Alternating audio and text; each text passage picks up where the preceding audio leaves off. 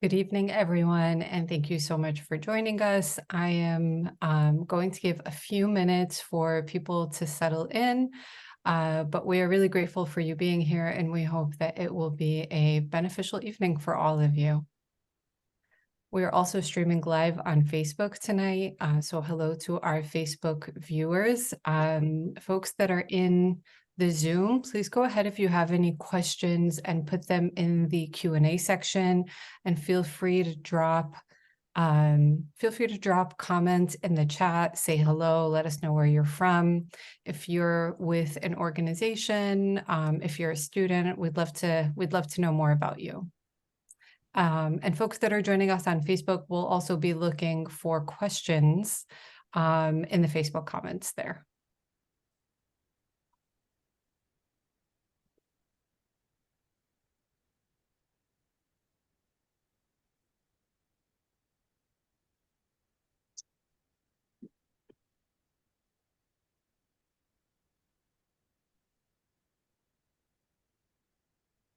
Okay, well, we are at 7:02, and it looks like we have kind of stabilized with the number of people coming in. Again, good evening, everybody. My name is Nazik Habasha. I'm the Policy Affairs Manager at the League of Women Voters of Ohio, and I am joined by my good friends and colleagues.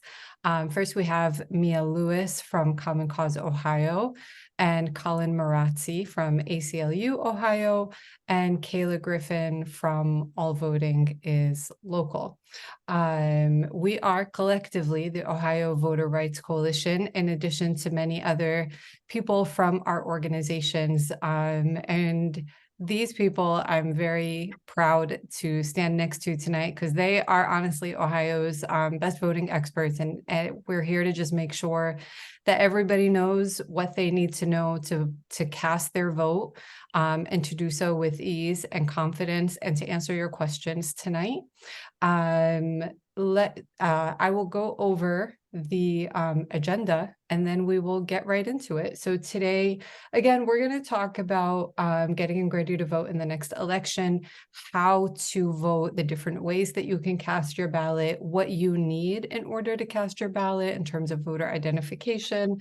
And we're especially going to spend some time talking about special circumstances, because the reality is in Ohio that if you are a part of a historically disenfranchised or disadvantaged community, that you might have more barriers to voting than other people. And so we will take special consideration to help folks consider what are the things that they need to know, and what special accommodations there might be in place for them in order to make sure that they also have equitable access to the ballot. And then finally, we'll talk about provisional voting and provide you with any resources that would additionally be helpful for you in casting your vote. So Mia, I think you take it from here. Okay, thank you so much, Nazik. It's a pleasure to be here, and welcome everybody. So I'm hoping everyone on here is already registered, because the deadline to register for the November 7th election was actually October 10th. We have quite a long runway in Ohio. It's usually 30 days before the election. You have to be registered, and even to update your registration. Next slide. So so what's on the ballot?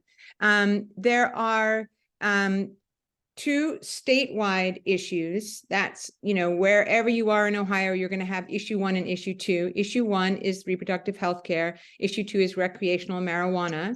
Unfortunately, they have this thing where they renumber every election. So we had an issue 1 already this year, but now we have another issue 1, a little bit confusing. And then there are local elections, which would be for mayor, city council, board of elections, etc. And there may be local bond and levy issues. And of course, you can find a sample ballot by going to voteohio.gov and search around there, and you should be able to find a sample ballot with everything on your ballot. Next slide. Okay, so it is really a good idea to double check your registration frequently because, you know, we have purges, we have all kinds of mistakes. So it's very easy. You just go to voteohio.gov. Again, I think we're going to be giving that website address many times this evening. And you can check that you're registered. In order to register, you can register online. It doesn't always work to register online because you have to have an Ohio ID and you've had to have it for a little while.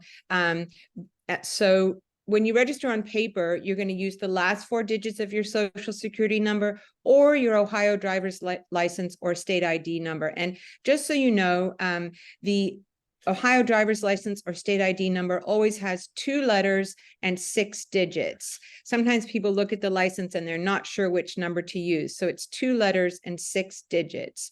And in order to register, you have to be a citizen, of course.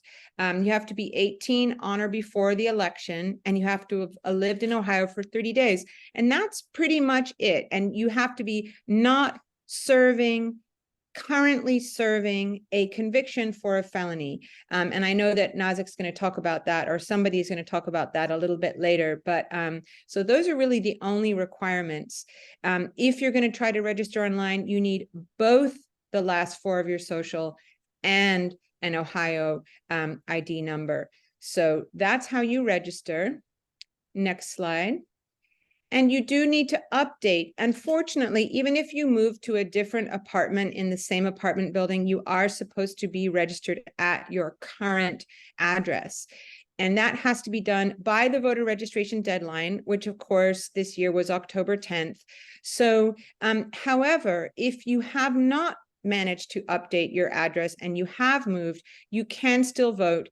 You have to find the polling place associated with your current address, and you go to that polling place, that precinct polling place, and you vote provisionally with a change of address. Of course, you can also go and vote early, but again, you will be updating your registration with a change of address at the time that you're voting. So it's good that you do have that option. Yes. Next slide. So we have a pretty good system in Ohio where we have 3 options for voting. You can vote early in person, you can vote on election day, or you can vote by mail. And I'm just going to go very quickly through each of these options. So early in person, it started this year on the 11th of October and it goes through Sunday. Now we used to have the Monday half day, but we don't anymore. So no early voting on Monday, the 6th of November. The other thing that has changed about early vote is that we used to have the option to vote just using the last 4 of our social, and we don't anymore. We have to show an unexpired photo ID early in person, exactly the same as we do on election day. So there's early in person and then there's election day. Election day is November 7th. Polls are open 6:30 in the morning until 7:30 in the evening. And again, you have to show an unexpired photo ID. Vote by mail. Sorry, one back a little bit. Yeah, vote by mail is the same thing as voting with an absentee ballot. And the deadline for that is tomorrow. Now, if you don't have an ID for some reason, let's say you're an out-of-state student, you do have that option of voting absentee where no Ohio ID is required. So you fill out an application. It has to be received by tomorrow, by 8:30 p.m. tomorrow at the Board of Elections. So, you know, that's important that you know that. Now, once you've filled that out, they're going to mail you the ballot. You fill it out and you send it back. I think there's information about that on the next slide. Yes, you do need to be able to find your voting location. And that is, again, you can find it at voteohio.gov, or this is the more direct thing, either for early vote or for your polling place. You can look up at voteohio.gov or this website. Next slide. This is the early vote calendar. It's a little more complicated than it used to be. We were finished with our first weeks of early vote, which was all 8 to 5. And now we're in our final week. And early voting starts at 7:30 in the morning and it goes through at least 7:30 p.m. For some reason, tomorrow, the 31st, it's open until 8:30. As they took away that last Monday and they redistributed the hours in a kind of odd way. So they added 1 hour to Tuesday. And then we have the weekend. We just have one weekend of early vote now, Saturday, 8 to 4, and Sunday, 1 to 5. And then election day. So there's our calendar. Next slide. This is an important slide. We used to have more options for what to show on election day. We used to be able to bring a utility bill, a bank statement, a pay stub, something like that. We don't have that anymore. We have to show an unexpired photo ID, and that could be a driver's license, state ID, a passport or passport card, military or veterans or National Guard ID. The address does not have to match. There is no address in the passport. So these are all your options. Now, they have to be unexpired. You can, however, vote with an interim or suspended Ohio driver's license. If you have a suspended license that hasn't been taken away and it hasn't expired, then you're okay to use that as your photo ID on election day or early vote. Now, some people don't have ID because they don't have a birth certificate or they have some other reason that they can't get that they can't get an ID. If you are able, if you don't have any reason why you aren't able to get an ID, you can actually go to the BMV. If you're 17 or older, you can get an Ohio ID for free. You can let's say you came to this country and you weren't a citizen and you have an ID that says that you're not a citizen, but you're now a citizen. You can go and get a replacement ID that takes away the non-citizen label. That's another thing that's open to you. And if you have special issues that are making it difficult for you to get an ID, you can get free help from Vote Riders. It's an organization that exists just to help you get your ID, whether that's helping you get your birth certificate or any of the underlying documents. And they also will help to cover the costs and take you to the BMV and do whatever it takes for you to be able to get an ID in order to be able to vote. Next slide. So vote by mail, yes. You have just until tomorrow. You're going to bring that to the Board of Elections. You're not going to put it in the mail now because it's not going to get there in time. Follow the instructions carefully. And then what you definitely want to do is track your ballot. I think that's probably on the next slide. They're going to tell us about tracking a ballot. Yes, you're going to, once your ballot arrives, you're going to fill in the dots with a blue or black pen. There are two envelopes. There's an inner envelope, which is called the security envelope. And once you put your ballot inside, you have to fill out the information on the outside of the ballot of that security envelope. You have to, fill all that out carefully. And then you put it inside the carrier envelope. That's very important. So next slide. Once you've done that, you can either take it to the drop box, which is open 24/7 all the way through 7:30 p.m. on election day, or you can mail it. But what we do recommend if you're going to mail your ballot is that you you have to put on a stamp, but you actually we recommend that you bring it inside the post office and you make sure it gets a postmark, because some mail isn't postmarked. If you just put something in the mailbox, some of it's postmarked and some of it isn't. And it has to have a postmark that says it was, that's November 6th or earlier, and it has to arrive by November 13th. So we want to do that, as quickly as possible. Only a close family member can drop off your ballot for you. So don't give your ballot to your neighbor or your friend to drop off. Make sure you drop it yourself or your family does. This is really important. And anybody who if you've already applied for an absentee ballot and you haven't tracked it yet, we really recommend that you go ahead and track it. You go to voteohio.gov/track, and it's going to tell you when your request was received, when your ballot was mailed out, when your voted ballot was returned, and when that voted ballot was counted. So that just gives you peace of mind where that, even though you put it in the mail and you crossed your fingers, it really did get there and it really was counted. So I believe that is it, and we can answer questions now or later. Thank you so much. Thank you so much, Mia. If you have any questions, please feel free to put them in the Q&A, and we will get to those. And for this next section, again, we'll be talking about special communities that might need a little bit more assistance in casting their ballot. And to help me with that is Colin Marazzi from ACLU Ohio. Well, hello and good evening, everybody. Very nice to be here with you all. And so right now I wanted to talk through a couple unique populations of voters that may require some additional assistance or have to think through some particular circumstances of their own before casting their ballot. The first group I want to talk about are college students. As I'm sure most people on here know, the Ohio General Assembly recently passed a voting bill overhaul called House Bill 458 that changed quite a few of our voting laws and regulations.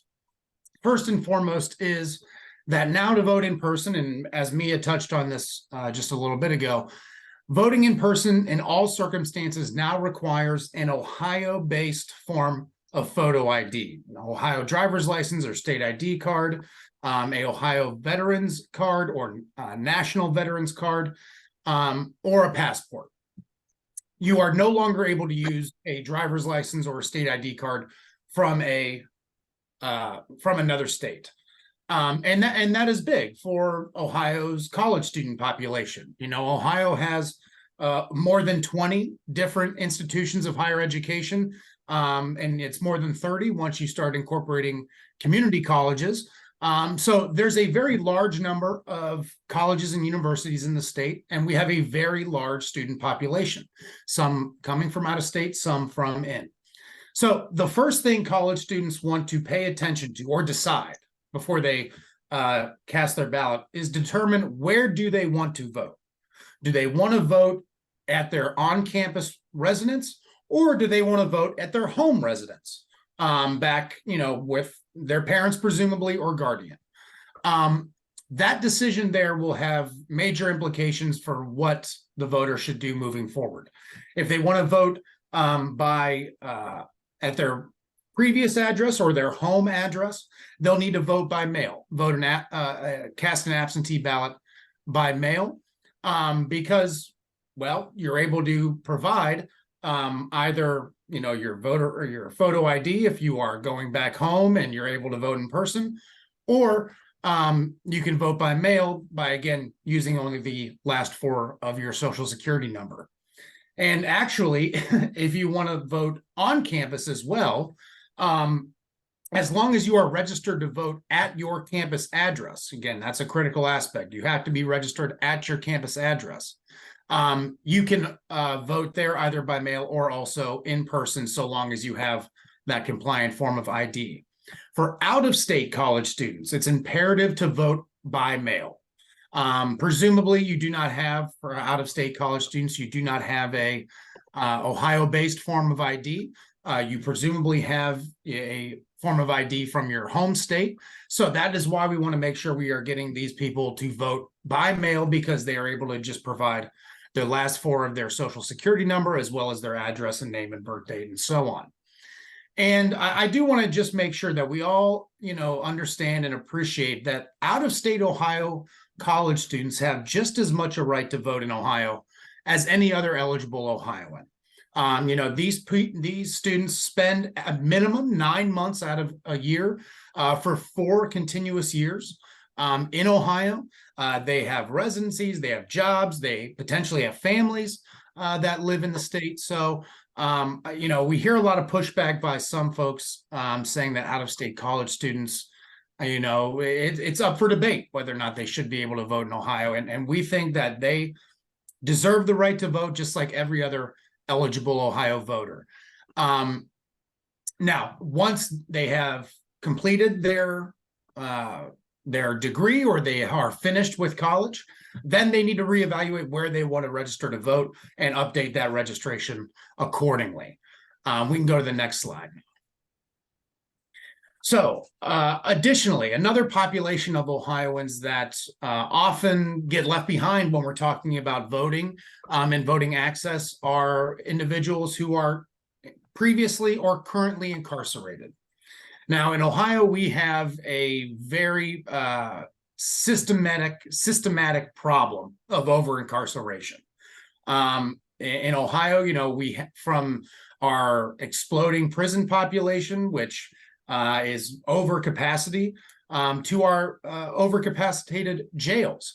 Ohio incarcerates a large population, a large number of voters. And that's a shame. And the ACLU and others are working to change that. But in the current, as of right now, when we're talking about having incarcerated individuals be prepared and exercise their right to vote, it's important to know that we are only talking about Ohioans in county jails. When Ohioans are in a prison, a state prison, that is because they have been convicted and sentenced for a felony conviction. And under Ohio law, it is actually illegal for somebody currently incarcerated for a felony conviction to cast a ballot. Now, for all those that are incarcerated but at a county jail setting, oftentimes a large majority, almost all of them, quite frankly, are eligible to vote because they could be in there serving time for a misdemeanor. That does not rise to a felony level, so they are still able to vote. Or they're waiting there awaiting trial. You know, in Ohio, on any given day, over 12,000 people are waiting in Ohio's county jails for their trial. This is, you know, when you hear people talk about reforming Ohio's bail system, that's what they're talking about. The 12,000 plus Ohioans that are currently incarcerated or being detained in jails that have not had a trial date. Those people are still well within their right to cast a ballot so long as they're registered and so long as they meet the other qualifications. So when we're actually trying to assist these voters exercise their right, it really is kind of a patchwork of different systems, depending upon which county you're in. I know a lot of work has been done in the Cuyahoga County jail system with a lot of our great regional partners up in the area. But you know, each different jail has a different policy or proposal. There's not a blanket system. There's no state law that requires a uniform system. It's really 88 different ways of doing this. But the biggest thing is for volunteers to actually get into the facilities. We know for a fact, oftentimes people in county jails are not afforded the opportunity to request absentee ballots. They don't know when these deadlines are occurring and that they even have the right to vote. A lot of times folks think that since they are in jail, they are unable to vote. And that is just not the case. And we need to make sure that the jail administration and those currently in the jail understand that they still have this right. Now, when we're actually talking about getting ballots to these voters, there's two different ways to go about that. First and foremost is that they can apply for a traditional absentee ballot. And that would be that they would have the paper form, they would fill out the information, they would put their home address, the address in which they last resided before being incarcerated in, as their home address and request an absentee ballot that way. However, that is reliant upon the Postal Service, and oftentimes in these types of facilities, mail can be, you know, very hard to come by and often delayed due to screening protocols and other factors. One other way that people in jails can exercise their right to vote, and I think in a more time-sensitive manner, is by actually filling out a form that's called 11F. The 11F form is a specific type of absentee ballot application, and it is for confined voters. And that's what people in our county jails are called under state law, confined voters. And by filling out a absentee ballot through the 11F form, they're actually able to request in-person administration of their absentee ballot. by having 2 county board of elections employees, a Republican and a Democrat, actually coming to the jail facility and administering the ballot to them in person. I always prefer this method. It is a little bit more of a resource intensive procedure for the county board of elections. However, we want to make sure that these voters are being able to cast a ballot, and relying on mail service in these facilities can oftentimes leave that in jeopardy. For those who may do voter registration and voter service for incarcerated individuals, I did want to call out one kind of unique situation here that can kind of cause a hiccup for doing voter registration and absentee ballot work for this group. And that is for folks who are in what's called in state law risk reduction sentencing. Essentially, this is people who are in post-release control settings, aka they're in a halfway house after, or at the end of their felony conviction.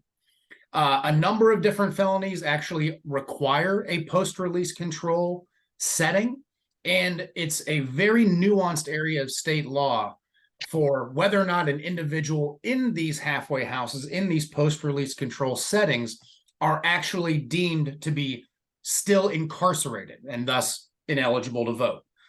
People in these facilities often need to be determined, their eligibility, I should say, often needs to be determined on a case-by-case basis.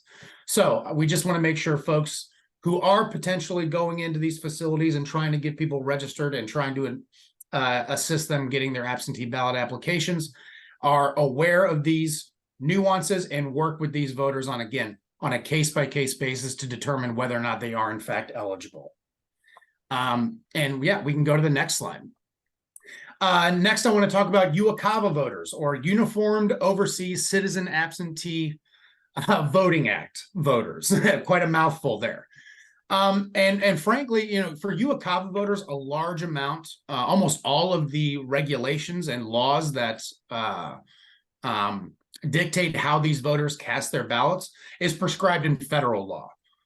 This is actually one of the few areas of Ohio's election administration that is primarily governed by federal law. But we do want to make sure to know that there are a couple of key tips that I think are important for these UOCAVA voters, should you be in the position to assist any of them or a family member of them to cast their ballot. First and foremost is rather than filling out an Ohio-based absentee ballot application, I would always suggest for UOCAVA voters to fill out the federal postcard application. And the reason I say that is because the federal postcard application actually can serve as both a voter registration card and an absentee ballot request form simultaneously. So it eliminates that step for a potential UOCAVA voter to have to register and then fill out a secondary absentee ballot application. Now, states are actually offered, or allowed, I should say, to transmit these absentee ballots electronically, should the UOCAVA voter choose that. It is an encrypted email message. It's fully secure, and that allows for these overseas voters to obtain their absentee ballot in a much faster fashion than it would be through a traditional mail courier service. As we're talking about mail delays here in Ohio, we're only talking about Ohio, let alone for these types of voters who are in oftentimes, very remote places. If there is, any sort of active duty military members, that is even compounded in terms of having very unreliable and untimely mail delivery service. Is just kind of the nature of the beast. So incentivizing and promoting the electronic transmission of the absentee ballot for these UOCAVA voters is really important, and in my opinion, one of the best ways to make sure these voters receive their ballot in a timely fashion. Leaving it up to mail courier service can be a very time cost for these voters. If anybody has any questions as to some more of the unique specifics of UOCAVA voters, I would suggest going to the Secretary of State's website, voteohio.gov. There's a full tab for UOCAVA voters that has a list of resources and information for the specific class of voters, and always want to make sure that they know that they can turn to that resource should they have any deeper questions. We can go to the next slide. Next is for voters with a disability, and this encompasses all forms. It could be audio visual, it could be physical, it could be whatever in the range of qualifying disabilities for. And they actually have a fair amount of choice in how they want to cast their ballot. Should they want to cast a traditional absentee ballot, they are absolutely more than able to do that. However, if they use a specific software system at home when they're using their home computer or home electronics, Ohio actually requires each county board to provide a remote ballot marking system. And what that is essentially, it is a ballot that is administered through their county board of elections in a digital format. It's not over the internet, but it is in a digital format that allows for audio-visual assistance should the voter require that, and if the voter also wants to stay in the privacy of their own home to cast their ballot. If they don't, if they like to vote on election day, well, there are a number of different ways that they can also cast their ballot. First off, every polling location in the state on election day is required to have accessible parking and entrance throughways to and from the polling location in compliance with the ADA.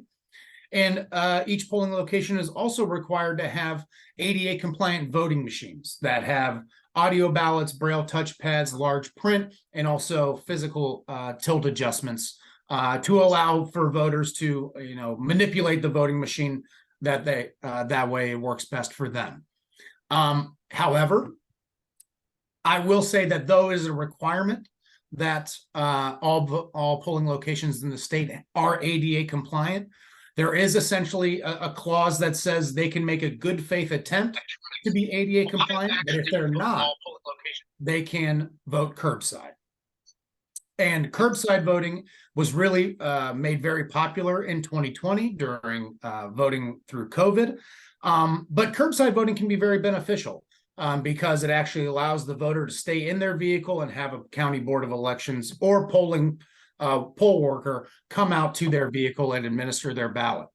Now, in order to stop delays with curbside voting, I would encourage voters looking to use this method to bring somebody with you who can go into the county board of elections or the polling location and inform the poll worker that somebody is waiting to vote curbside.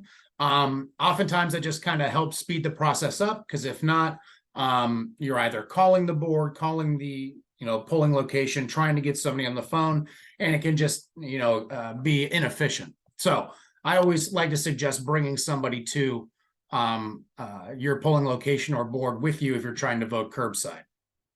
Also, another tip, if you want to vote curbside, it is more often than not a better environment to vote curbside at your county board of elections.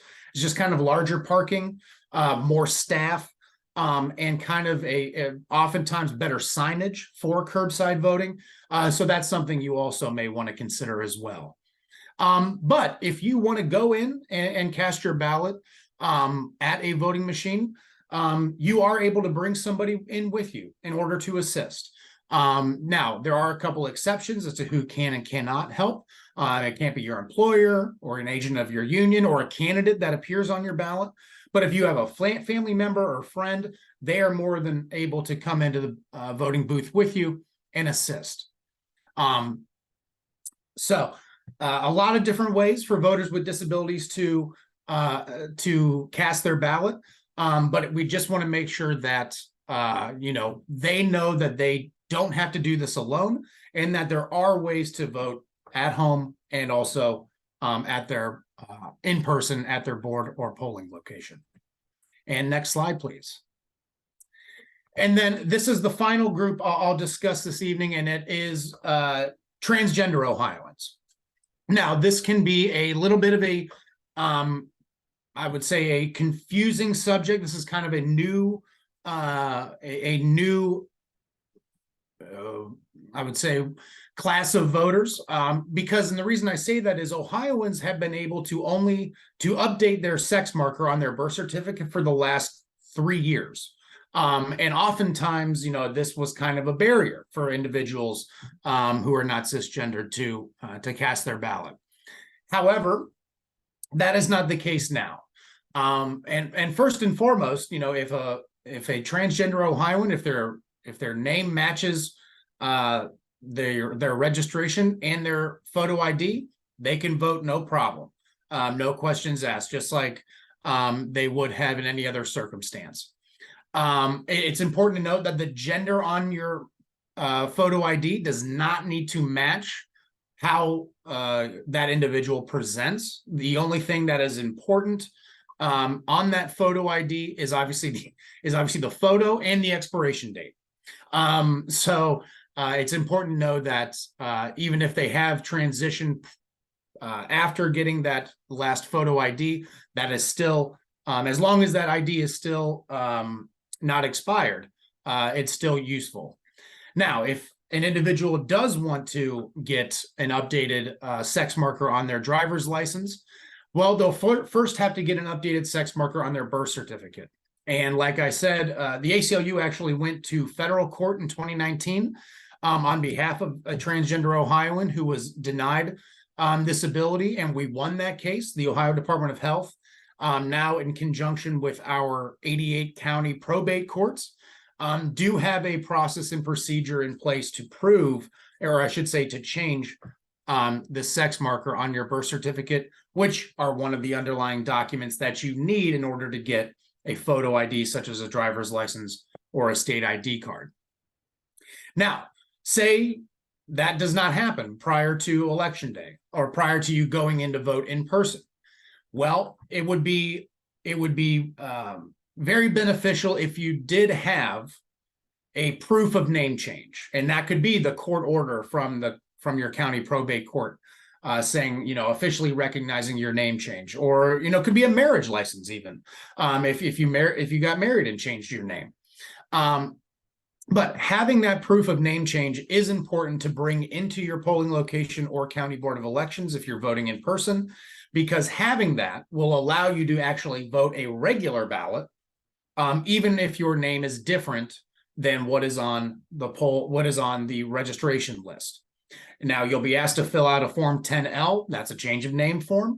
As long as you fill out the 10L and you have your proof of name change, you can cast a regular ballot. If you don't have that proof of name change, you'll still fill out the Form 10L and you'll vote provisionally, and then have to return to your Board of Elections within 4 days and provide that proof of name change. So those are some, unique populations of Ohio voters that, we need to be thinking of and mindful of as we try to get people registered to vote and out to the polls. But I will go ahead and return it back over to Nazik. Thank you so much, Colin. We appreciate it. That was a lot of information. If anybody wants to follow up, please feel free to drop a question in the Q&A, or you can always reach us after this, contact any one of our organizations, or you can call Election Protection and we'll give you more information about election protection towards the end of this call. And now I will hand it over to Kayla Griffin, who is going to talk to us about provisional voting. Thank you, Kayla. Thanks, Nazik. Thank you, Mia and Colin, for setting the stage. So there was already some questions in the chat or in the Q&A about provisional voting, so I'm glad we are engaging in that thought-provoking dialogue already.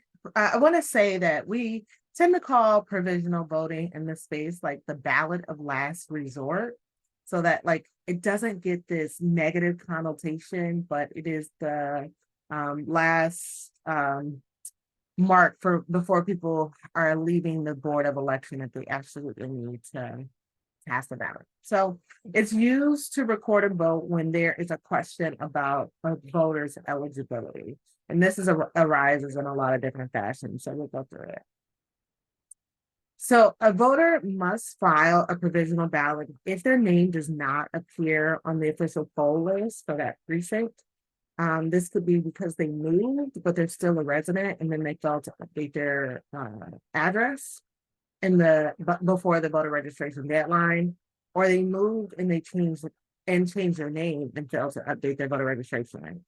The other thing, and I caution, I saw some people in the chat, but like we just had a list maintenance process that happened and people were removed from the rolls. We weren't able to really verify from our orgs to check and see, that folks were not being removed improperly.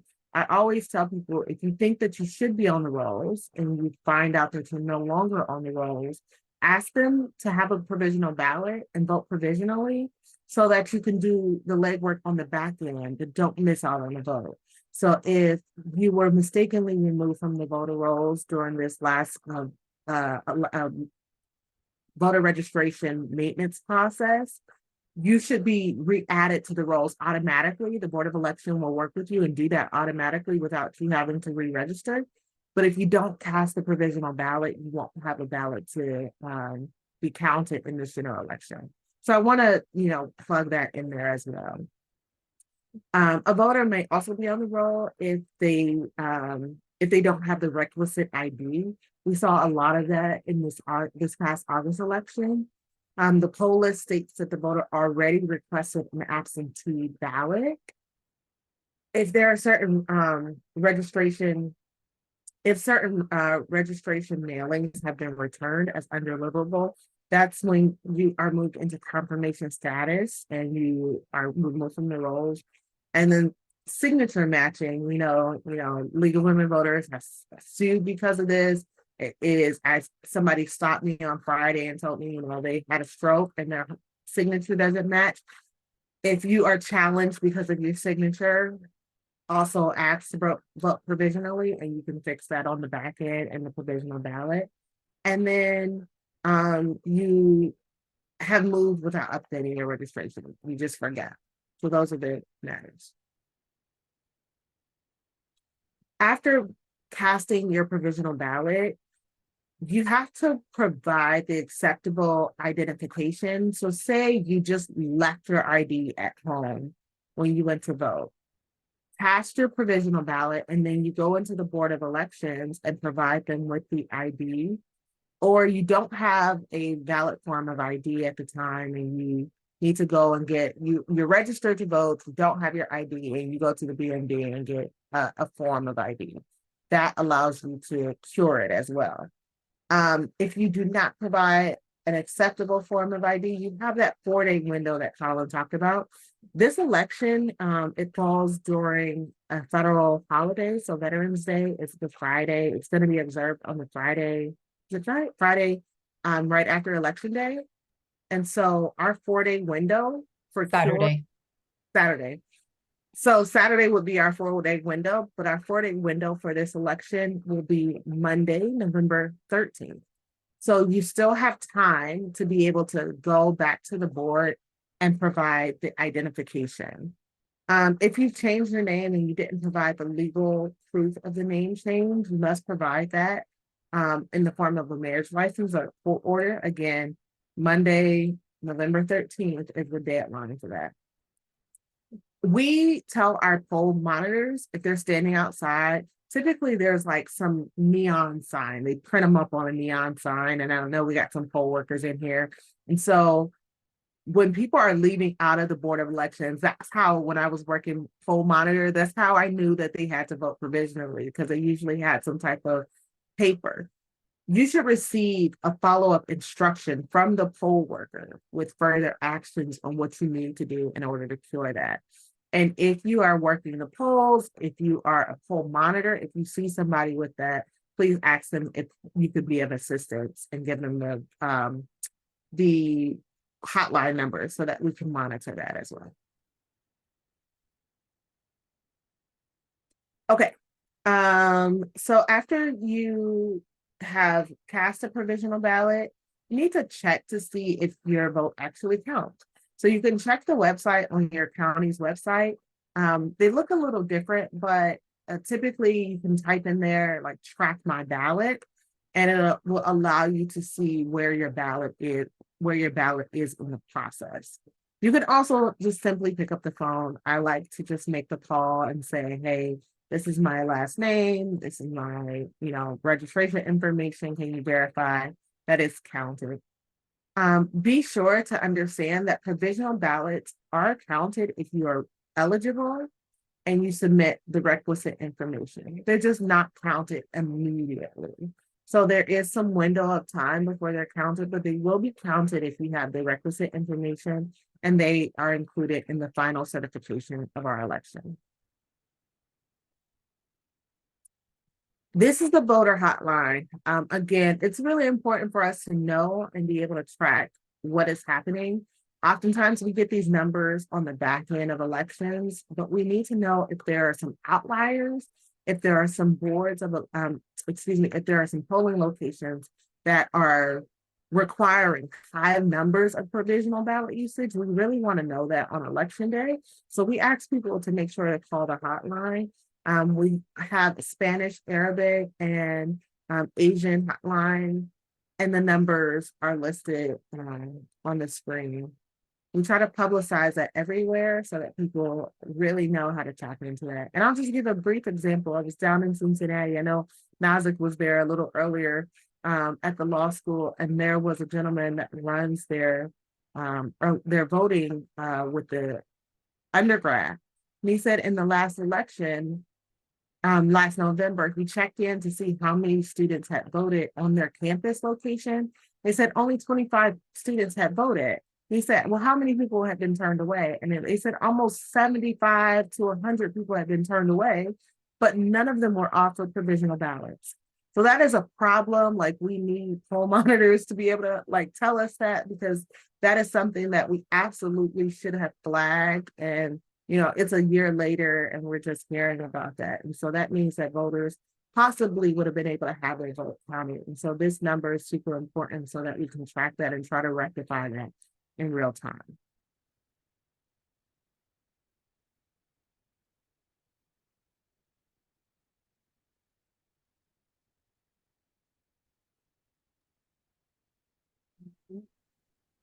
I think that is it, Kayla, because my slides will not go any further. Yep. Okay. That is all we have for tonight. Thank you so much to all of my friends, the speakers here tonight.